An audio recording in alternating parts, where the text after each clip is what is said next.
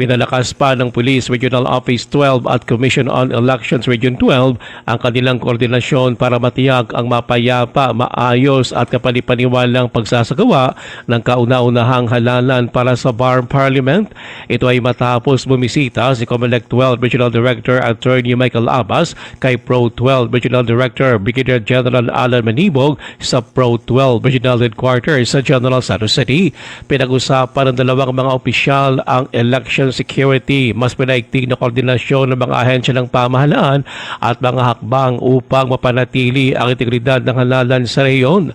Ayon pa kay Manibog na nanatiling handang Pro 12 na magbigay ng patas, profesional at maagap na serbisyo sa pagpapatupad ng mandato ng COMELEC. Binigyan din niya na mahalaga pagkakaisa ng mga institusyon ng pamahalaan upang mapanatili ang tiwala ng publiko at matiyak ang isang malinis, maayos at mapayapang halalan. Ruel Osano, NDBC Bida Balita.